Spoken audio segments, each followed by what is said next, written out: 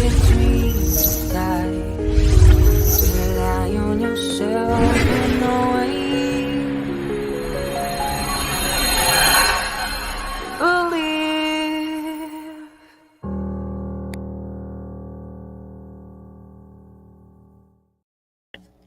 Good morning, everybody. I hope everyone had a good day yesterday. Um, Before anything gets kicked off today, I have a couple of things I want to address. Um,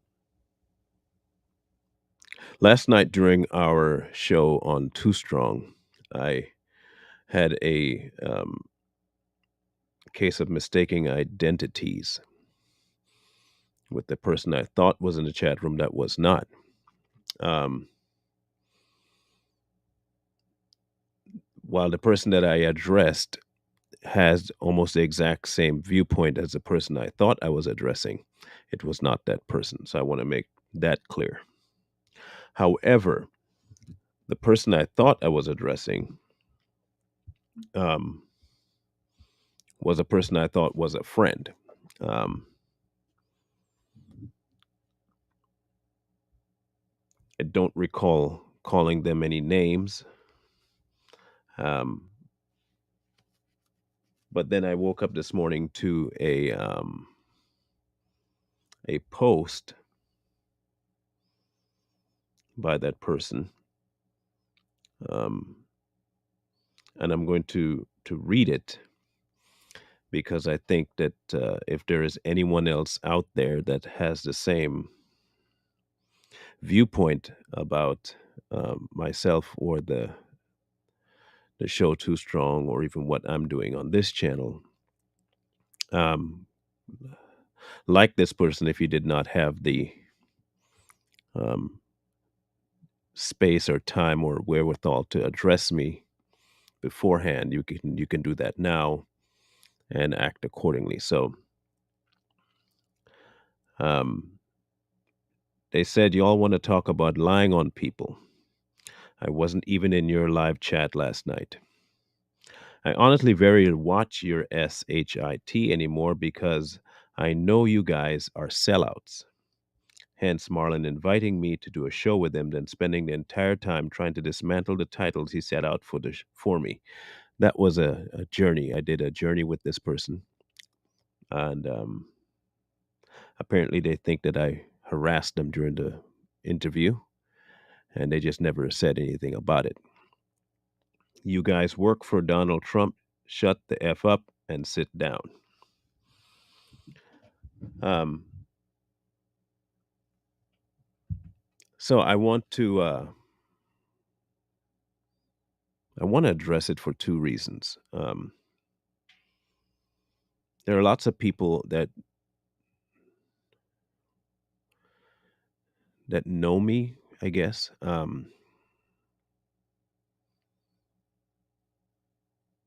They also went on to say that I am. I want to make sure I get this correct because it is vital for what I'm going to be tackling today. So it's essential that I get this right. Um,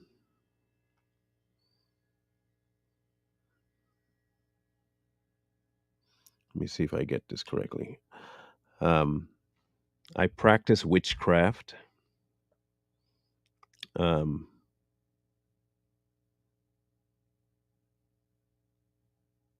make sure I get all the titles right.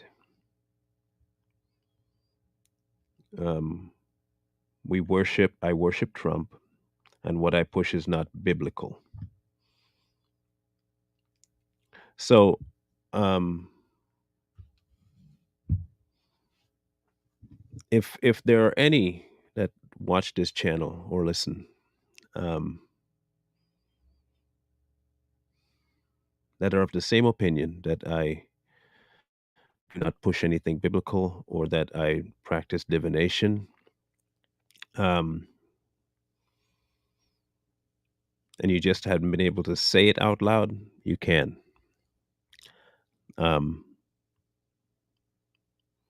I don't recall the journey being that detrimental to people, um, but apparently to her it was. So I've taken down that episode. Um, it is no longer on my channel. Um,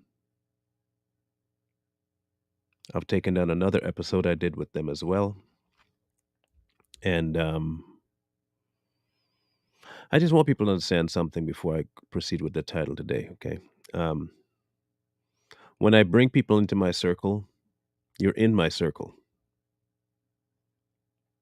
And if I have something to say to you and I have something, that I have problems with, I'll address you. I don't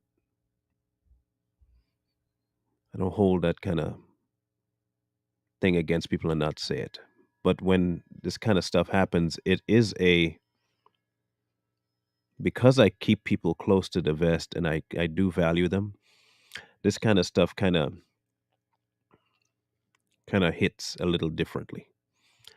Um, I took all the steps I needed to take to make sure they never have to deal with somebody that practiced divination again. So I minus them as a friend on my friends list. Everything I follow them on, I stop following them on, and just try to limit contact. So, um, if you know me and you do have something that you need to address with me, don't wait until it becomes um, a deep-seated problem and that you can't see anything I'm saying anymore. Address it while you can, um, before it gets to that point. Not just for whatever relationship we have, but for yourself. Um, I really did bring that person a little too close, I guess, for my own good. And the price was steep. So lesson learned from me. Um, I know people say narrow my circle. It's just not that easy to narrow a circle when that's not who you are. Sorry. Um, so topic today, um, Mr. Thomas, doubting Thomas, as we like to call him. So we're going to read first Mr. Thomas's section in John 20:24 through 29, and we'll go from there. Now, Thomas, also known as Didymus, one of the 12, was not with the disciples when Jesus came. So the other disciples told him, "We have seen the Lord." But he said to them, "Unless I see the nail marks in his hands and put my finger where the nails were and put my hand into his side, I will not believe." A week later, his disciples were in the house again, and Thomas was with them. Though the doors were locked, Jesus came and stood among them and said, "Peace be with you." Then he said to Thomas, "Put your finger here, see my hands. Reach out your hand into my side. Stop doubting and believe." Thomas said to him, "My Lord and my God." Then Jesus told him, "Because you have seen me, you have believed. Blessed are those who have not seen, and yet have believed." Um,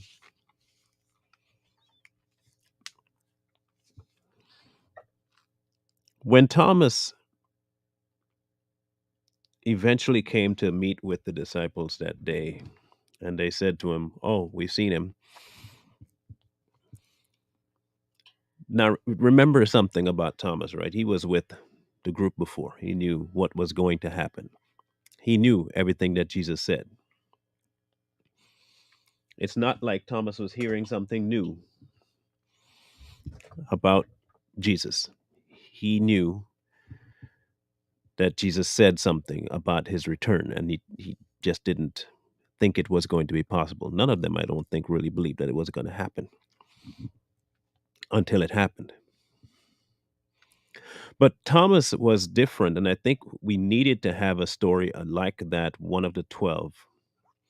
We needed to hear what happens when The person you say you follow, you don't fully listen to. Like, I know a lot of people that say they follow God and they want to know more, but they rarely actually listen to the stuff he actually said, but they know him. They spend time with him, they say. But yet, when he actually shows up in a real way, it's almost like it's disbelief for them to think he showed up. It's almost like they're in a state of disbelief that God actually showed up in their life, but yet still they interact, they say, with him on a daily basis. Thomas is not really any different. He interacted with Jesus 3 years more. And in the midst of that, knowing what was coming, after the men who you also hung out with for that time frame, they tell you that they saw him.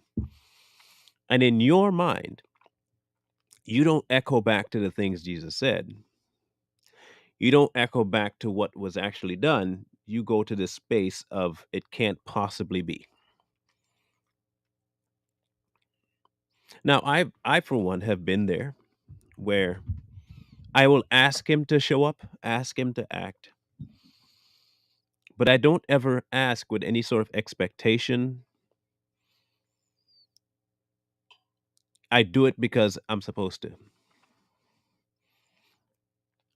And then when he does move, I don't fully believe it, or in some cases, I'll put that to my own actions. I did that. Um, with Thomas,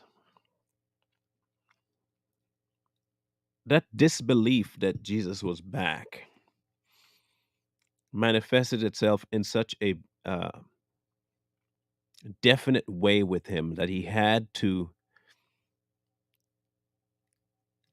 get a hold of things as he saw them, mind you, as he saw them. He didn't say he wanted to see Jesus just standing in front of him. That wasn't going to be enough. I want you to understand this.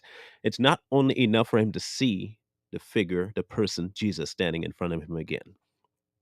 He needed to see Jesus dead, but not dead. He didn't ask to see Jesus as a resurrected. He wanted to see Jesus with proof that he died via wounds. So he was asking for not just verification, but double verification. That's a lot to be unsure about after spending years with somebody that you say you learned from, that was your tutor, that was your master. That's what he said. Those were that's how why you followed Jesus. But in the end, all he was left with was disbelief that he came back. And not only disbelief, but if I'm going to believe, I have to see that it's the same body he's using. Mind you, these are people that saw all kinds of crazy things happen. Hands that are withered come back, people that are blind receive sight, people that were crippled walk, limbs that were not there come back, dead people raised. He saw all of these activities. Okay. Yet when it came to Jesus, believing that he rose was too far. That was too much. He had to see nails, holes, scars, all of it, in order to believe that he came back. So he could believe that Jesus could do a whole bunch of miracles, but he can't believe that Jesus himself can be one.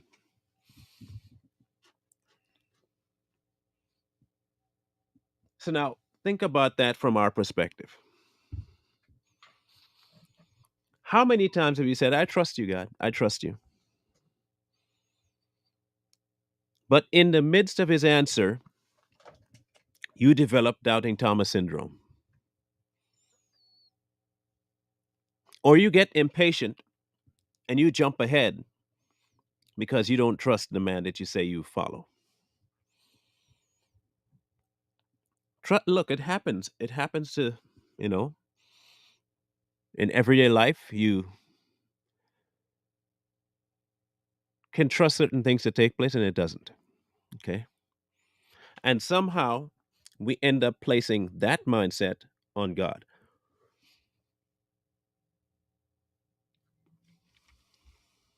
Um,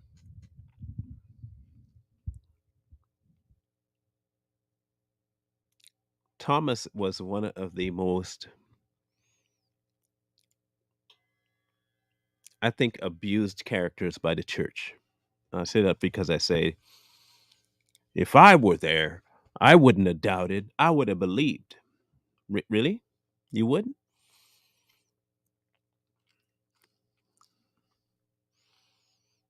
Have you ever had an incident in your life where you said, why is God so far away? Why doesn't he do this? Why doesn't, and never had an issue like that? You've never had a spot like that where you did that?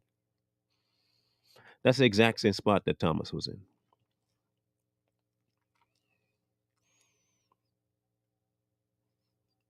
But we like to say, if we were, because hey, look, Thomas literally saw Jesus, man. How could you not believe him when you saw him doing all the things he did?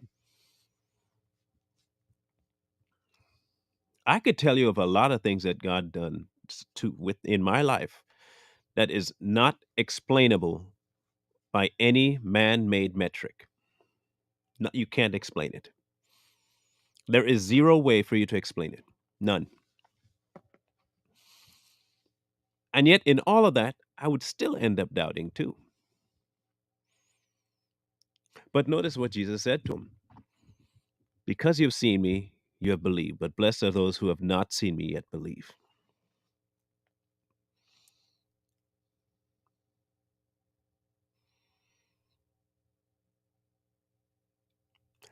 3 years or so with the Master. You saw him die. Now remember, I'm going to walk you through the things Thomas witnessed. The sky went dark, earthquakes, the dead walked, curtain torn, thunder clapped. There was a myriad of things that happened that were visible to the human eye when Jesus died. Thomas was privy to all of this. Thomas gets word that Jesus, the person you were following, that you saw all the things that he did, who, when he died, you saw what happened. We saw him. He's back. Well, you might say he's back, but until I can put my hands in them scars and feel the side and all that stuff, I'm not going to believe that he's back. I'm not going to speculate as to why Thomas wouldn't believe that he's back.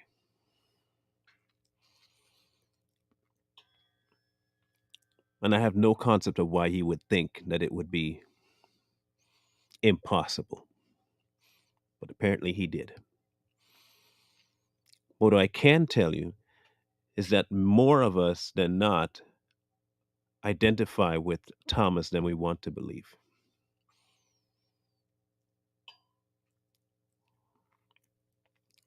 We identify more with him than we want to. Um,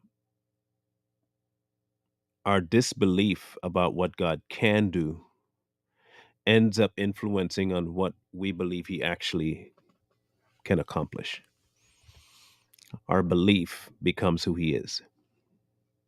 Not who he is becomes what we believe in. Our belief becomes who he is. So, whatever limitations we place on God, that's who he becomes. He becomes that small, or he becomes that weak, or he becomes that disinterested, or he becomes that aloof, or that far away, because we've placed that about him on ourselves. So, anytime he moves, it's not possible. It can't be him, or he would never do something like that. And so, what we end up creating is our own version of who God is. That's what we end up doing. Thomas walked with Jesus and still didn't believe that Jesus came back. Many people say they walk with Jesus and can't believe it when he moves.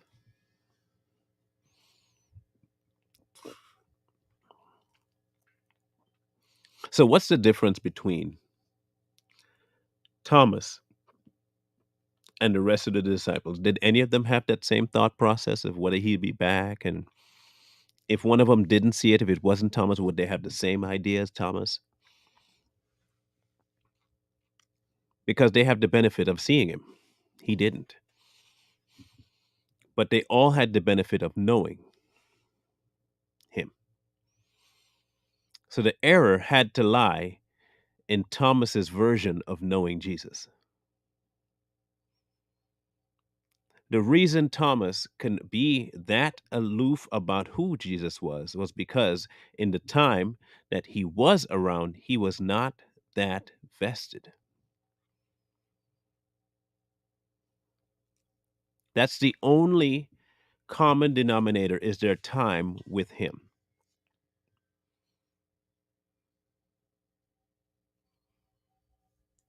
It's their time with him. One, he wouldn't believe that they said that they saw him. He wouldn't believe them. Then he needed physical proof from Jesus himself that Jesus came back. So he has two things that he did not fully invest his relational time in: the disciples and Jesus.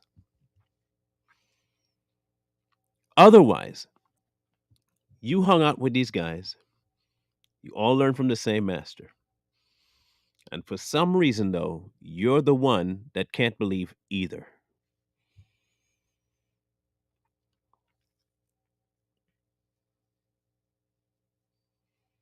The story of Thomas is very apropos to us because we all have this concept of saying we know God, but we don't know God. Like we know what he is, we don't know who he is. And we conflate the two, and we ask accordingly and expect accordingly. Like we expect God to be this Santa Claus type figure sometimes. We expect him to be this militant, stand up kind of person. Or some of us expect him to be everything to do with love. But when you truly know him, you know that he's all of that at the same time.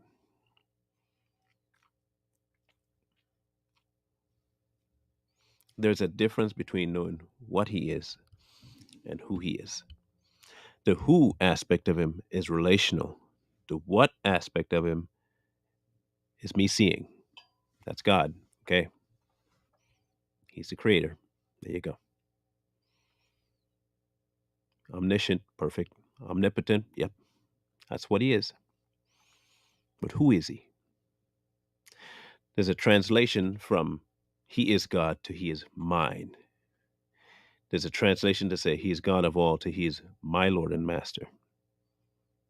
There's a what and then there's a who. Thomas lost that who and was stuck on the what. He was stuck on the what.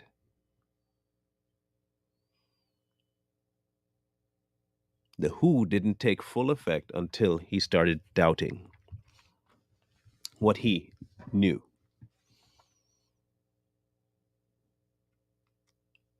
You've heard of people saying you're putting God in a box, right? Thomas put God in a box.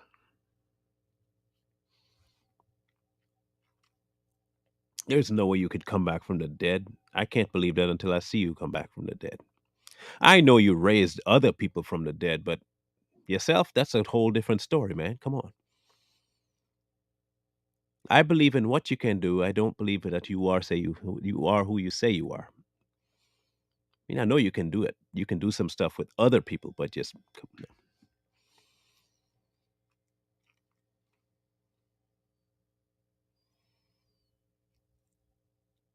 There are a lot more people in the body today that are in danger right now of the depart from me, I know you not, because you say you know me, but I don't know you. You called my name a whole lot, but you don't really know me. And a lot of them are waiting for this nail in the hand moment to really know God. But you may not get that.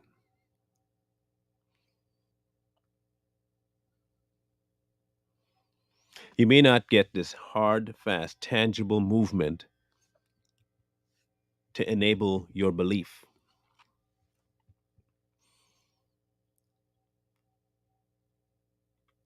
Sometimes your belief shows up in Him just being Him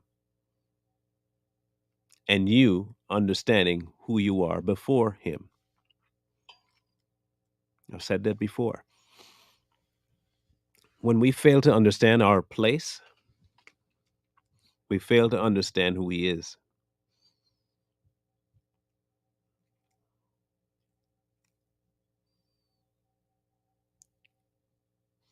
Just like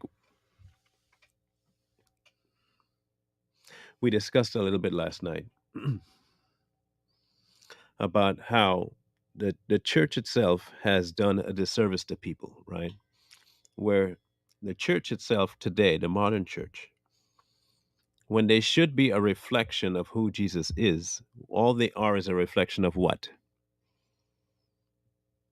And many people go to church with this concept that if they just go and be good, they're fine. If they go and they go often enough, they're fine. If they go and they give enough, they're fine.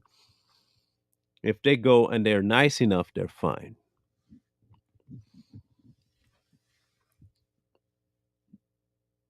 People do realize that Jesus didn't have to prove to Thomas who he was, right?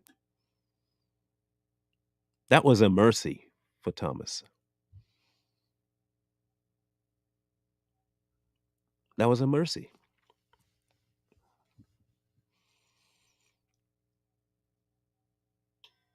The church today has been the most, the single most divisive structure between a relationship with God and man.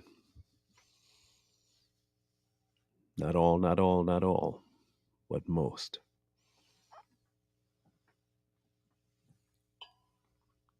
So while you become an adult and it's up to you to find your own way, there's a reason why the Bible says train a child in the way it should go.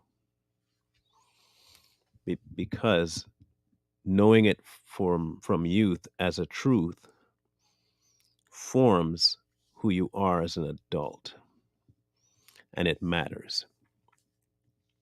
It matters a lot. There's going to be a hefty price put on the heads of churches that do this, which is why he addressed 7 different types in the Revelation.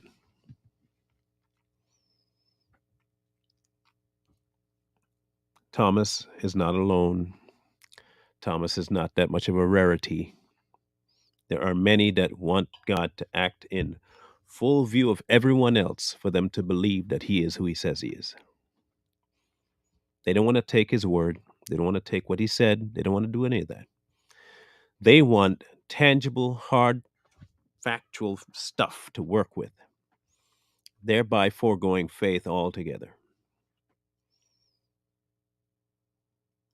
Foregoing faith altogether.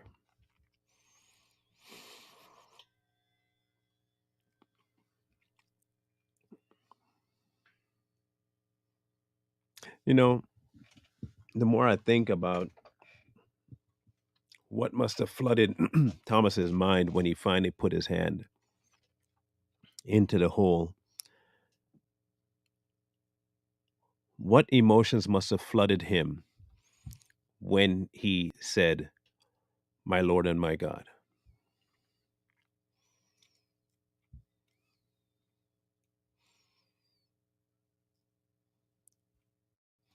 I wonder what flooded him. because two things had to set in. These guys weren't lying, and I didn't believe my master.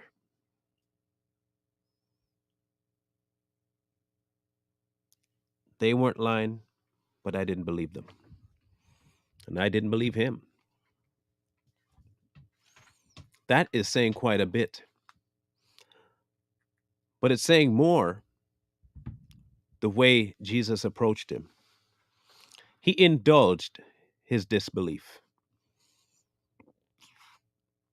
He indulged his disbelief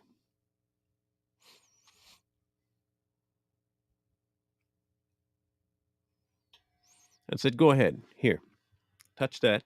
See there. But I'm going to tell you now that blessed are people who have not seen all this and still believe it." He didn't curse Thomas.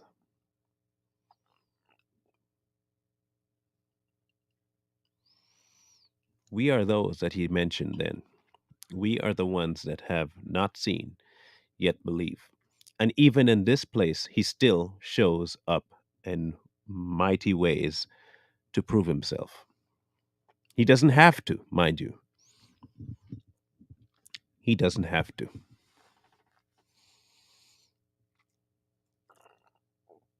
He does not have to prove himself to anyone anymore. Doesn't have to, but he does. He does. He didn't have to prove it to Thomas, but he did.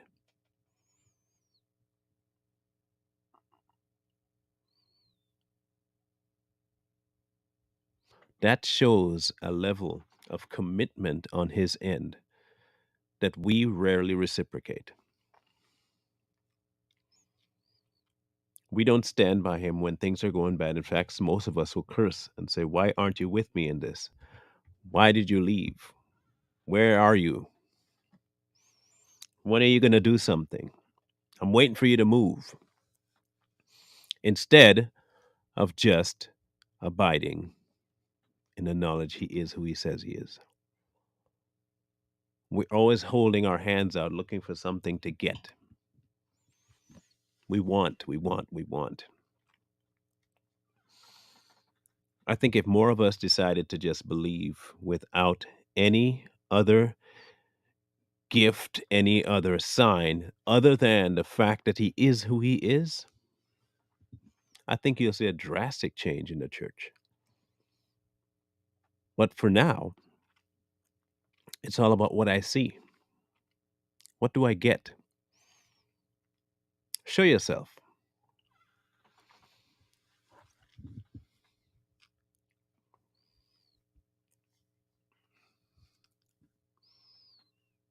The reason I wanted to tackle Thomas is because we're all going to go through phases mentally where we have to fight past our own desire to see something else take place as proof of who God is. We each have that fight ahead of us. If not, it's already behind us.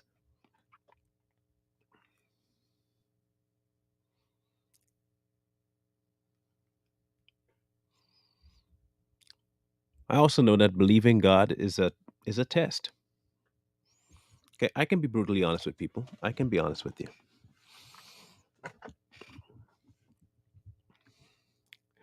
Let's just analyze this from a non-Christian's perspective, okay? No church bringing, nothing, no church upbringing. They hear about this person named God who created everything. He created everything, including mankind, with free will. But in that free will, they can disobey. But if they disobey, they're punished for it. Then that person would ask, "Why are you even making us if your only goal was to punish us when we don't listen?" And that's where they stop. That's where the non believer stops.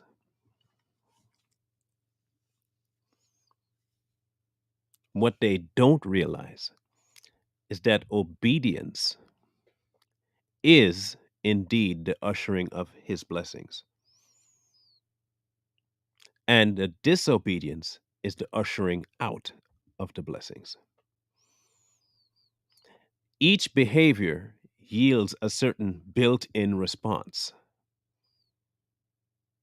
each of it. My disbelief will yield no blessing.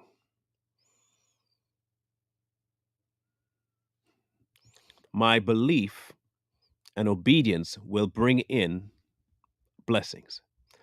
However, I don't do obedience for the sake of blessings. I do obedience for the sake of who he is. My disobedience comes as a result of me not knowing who he is, and in a lot of cases, not caring. But at the same time, in that state, I want him to prove himself to me somehow, like that's going to make a difference. Blessed are those who have not seen but believe.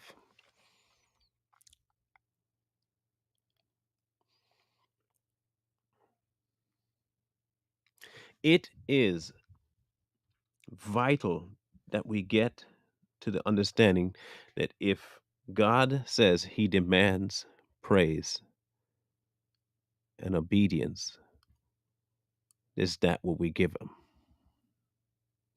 Not on the merit that we are good enough to do it, but on the merit that he is worth it because of who he is. We love to get tied down in what we want. We love to get tied down in how we see things.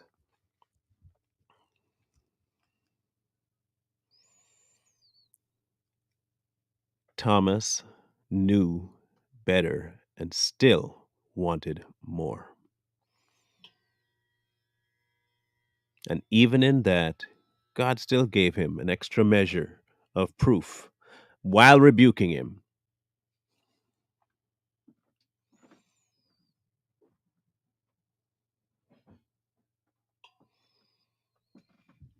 If you have anything on the table right now that he's asked you to do,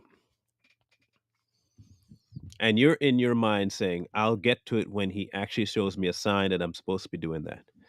And you know for a fact that he's already given you that sign, but you want an extra sign in order to move, you are doubting Thomas. If he has ever asked you to go do something and you are waiting for an extra sign from the thing that you're supposed to be doing in order to do it, you are doubting Thomas.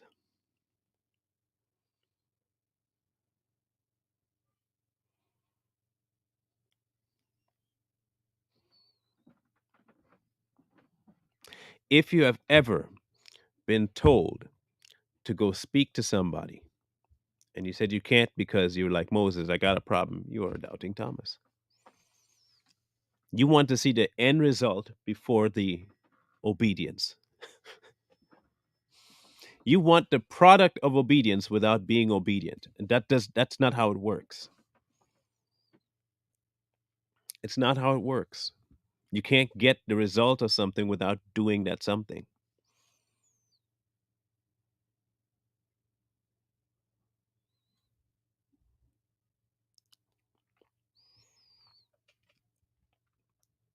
Seeing the scars, putting his hand in it,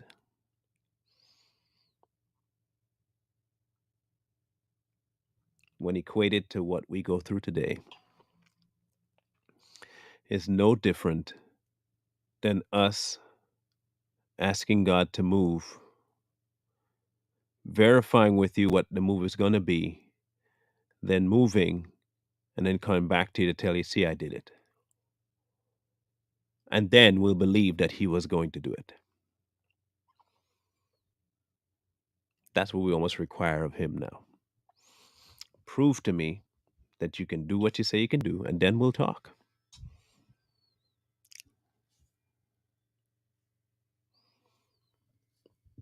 To obey is better than sacrifice.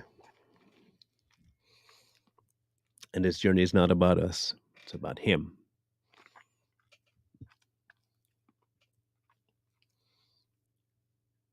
It's about him.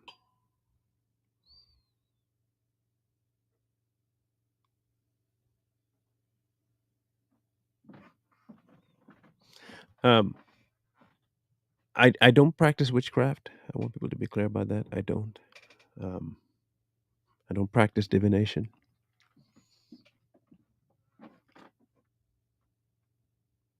But witchcraft and divination have a place in showing where not to go. They serve a purpose too. Disobedience serves a purpose too. Disobedience is there, and the result of it is there to show you why you shouldn't be disobedient. The same way with children, if you tell a child, go wash the dishes so I can make dinner, this is the best analogy I can come up with. Go wash the dishes so I can make dinner. And the child turns around and says, how can I be sure that you'll make dinner if I wash the dishes? And you say, because I asked you to wash the dishes so I could make dinner. Then the child decides not to wash the dishes. Therefore, you don't make dinner. And then they come to you before bedtime and says, why haven't we eaten yet? And you'd look at them and said, because I didn't make dinner. Well, why didn't you make dinner? Well, because I told you to do the dishes and you didn't. So why couldn't you just make dinner so I can do the dishes? You see how dumb that sounds? But that is exactly what the modern Christian wants of God. He will send us to do something. We will not do it, then get mad when he doesn't have the roadway to do what he told you he was going to do.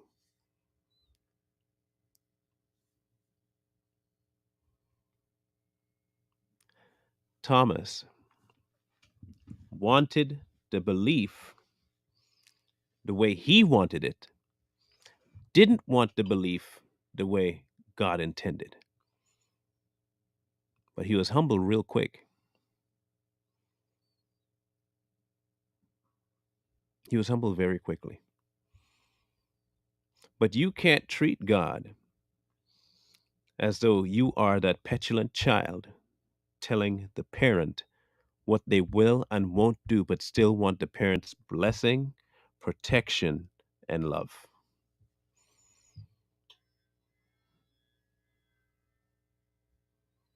The crazy thing about it, most parents just give that love anyway. They'll still give that protection anyway. But disobedience has a built in consequence. Disbelief has a built in consequence. Belief has a built in consequence, and obedience has a built in consequence. Your option is to pick. You choose to believe and obey, or choose to not believe and disobey. Whatever happens to you, though, once you've chosen, the only person you can blame is yourself. And the only person you could thank is yourself that you did exactly what he said. That's it. That's where your free will comes in. The funny thing about when you obey, though, you become less and less inclined to do it for personal reasons. You become more and more inclined to do it because of him. You'll be amazed how the more you obey, the less about you become. Like you almost become inconsequential through obedience.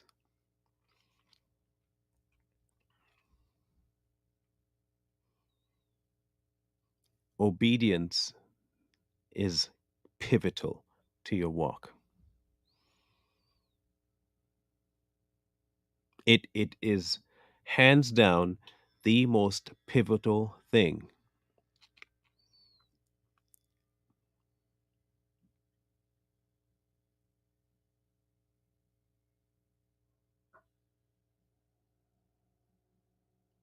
The most pivotal thing.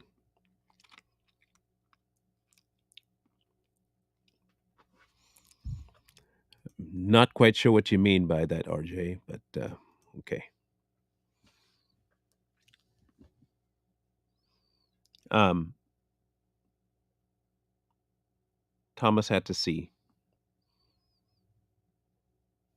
We don't. We don't. Can't. We can't. Not the way he did. We are required to have much deeper faith than that. You know how you develop that faith? Obedience. Not even joking. That's the best way to develop that level of faith. Obedience. Just start doing. Just start doing what he said. Just do it. Don't ask no questions. Don't put any kind of gates up.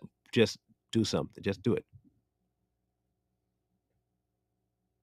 Just do it. I get you, RJ. Just do it. You want to see him really move? You want to see what it's like for him to set this world on fire? Just do what he said. Like when he said it's easy, it really is. Just do it. We like to caveat things and like to put things before what but I have to get this, I have to get just do it.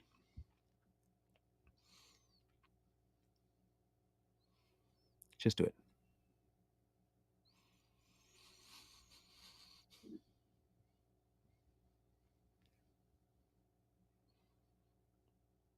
We're at a crossroads right now as a body, and we either decide to continue down the path that the modern church has set, which is a destructive one, or we forge an old path that he had set for the church.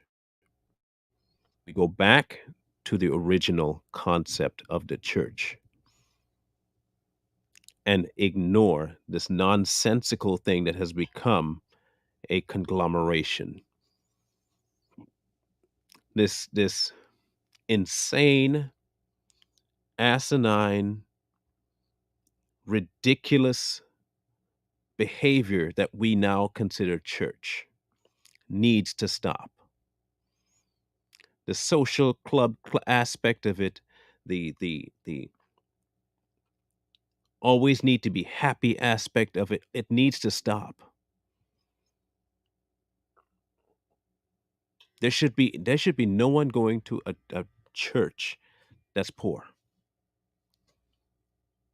When I say that, I really mean it. Like there should be no one that should be having their lights in danger being turned off. They shouldn't be going hungry. None of that should be happening. Why? Because the body was built to take care of that need.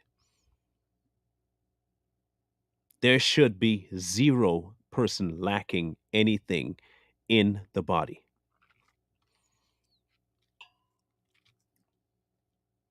But all too often, we see a caste system,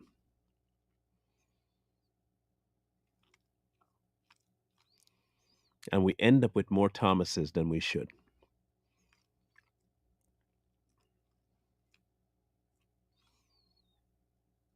God's hands and feet are supposed to be us.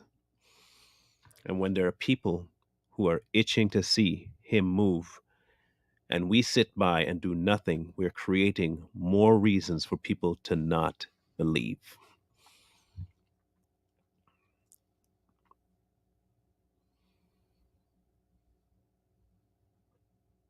You can't function like that. The body doesn't function like that. Church has become dress up on Sunday, dress up on Saturday. Sunday best, Saturday best, your Sabbath best. Sit in a nice pew, wait for somebody to talk at you, sing a few songs, and go home. The church was in operation all week. It was in operation all week. And I don't mean gathering, I mean they were in operation all week, proving the hand of God so that at any moment, any Thomas showed up, it'd be an instant arrival of Jesus in the room to say, "Peace, I'm here." That's what the body is for.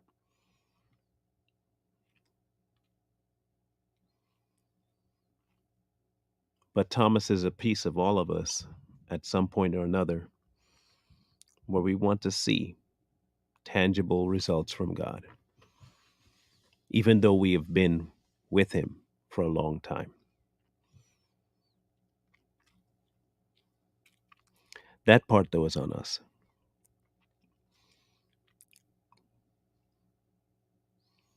Get to know your Father before asking for proof of who He is, because He'll prove Himself to you. He'll pop in that room even though it's locked and prove Himself because He does want to do that. Doesn't have to, but He wants to. And some of us, unfortunately, will still see the nails, see the scar, and still not believe.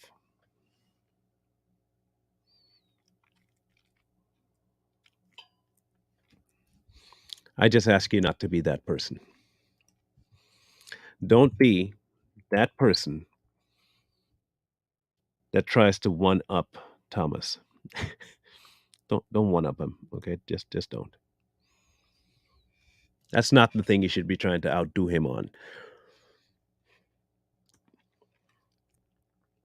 Tomorrow is the 23rd, and we'll be talking about Job. Job.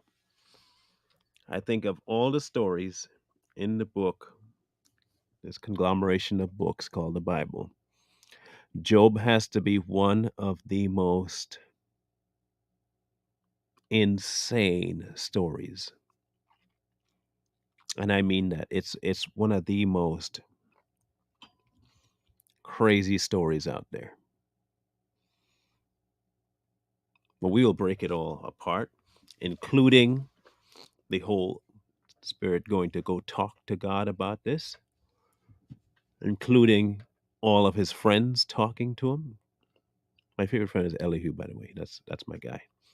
Um, and then eventually God's showing up to talk to Job. So when you say you want to talk to God and God to talk to you, he might show up like he did in Job. He might show up and just put you let's lay you low verbally. He might do that. Okay. So just okay. So you don't you maybe you might want that, but just saying if it does happen, he may not always show up in a whisper. He might show up in a storm. So just be aware. Okay. So we'll talk about Job tomorrow. And for those of you who are we're at the beginning of the show and considered what I said, um, and still stuck around, thank you. Thank you so very much um, for the encouragement. Um, I really do appreciate it. Um, but I think it is what I was told by someone that I value their opinion to minimize the circle. And as difficult as that might be for me to do, um, it might probably be more the more wise things I have to do. Um, because there are a lot of people that I really consider good people, but like as I'm seeing that not all people I consider good are that. So um, we'll see. We'll see how that breaks out. Um, decisions have to be made. How can I ask about the Bible? What do you mean? I do want to answer your question before I leave because I saw it there and it popped out. What do you mean? How can I ask about the Bible, Carla? I'll wait for that before I leave because I really want to know what you mean. Um, as usual, Cash App, PayPal. If you feel inclined to assist in the ministry, feel free. Um, again, like I always tell people, don't just do it because. Consult him first. It may not be where he wants your giving. That's all I'm saying. So ask the man before you make any decisions about that. I don't see her responding yet. Carla, if you're still watching, can you tell me what you mean? If not, maybe I'll see it in the comment section later on YouTube or something because I can't view the fair media after the show is done. Tomorrow, Job. The day after that is what does forgiveness entail? And then the Song of Solomon. Thank you, Chrissy. Chrissy.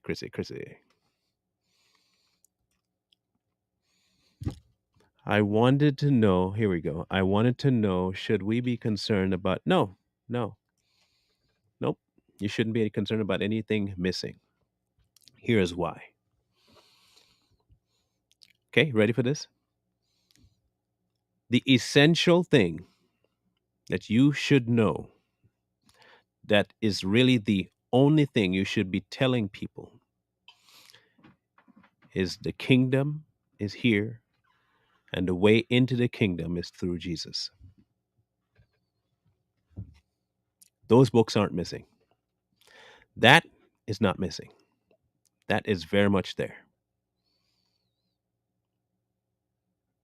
Jesus preached the kingdom of God is at hand.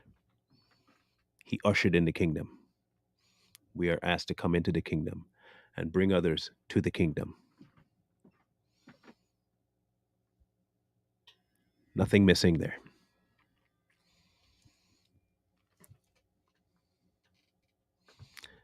Nothing to see here. What are you guys talking about? Talk about the kingdom. I mean, there's much learning you can do around books. I mean, I like books. I like knowledge. I do. But we can get so inundated with knowledge that we forget simple, life-altering truths. I don't want to become an educated fool. I just want to become someone who knows what he's supposed to be telling other people. I'm not going to cut nobody off. It's not that kind of circle I'm cutting down. There are certain people I let too close into my circle here. Okay, here. That's a me thing to decide.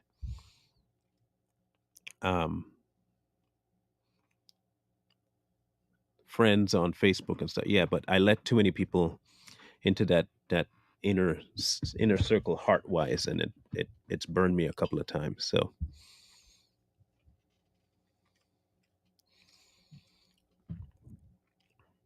So anyway, I love you guys. Have a grand rest of the day, and come back tomorrow for Job. And I still haven't decided about Thursday yet. I will decide about Thursday soon, I promise. But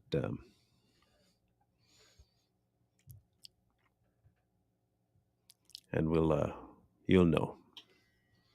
Because mine's in the morning, I may do it, but I doubt Too Strong will be on. We're still deciding that. So if not, we'll see you guys tonight on Too Strong at 8 Eastern, and we'll see you there. As I always say, wisdom calls to you from the street. So please, please, please find wisdom. Peace. Hold tight the dreams, for if dreams die, rely on yourself in no way.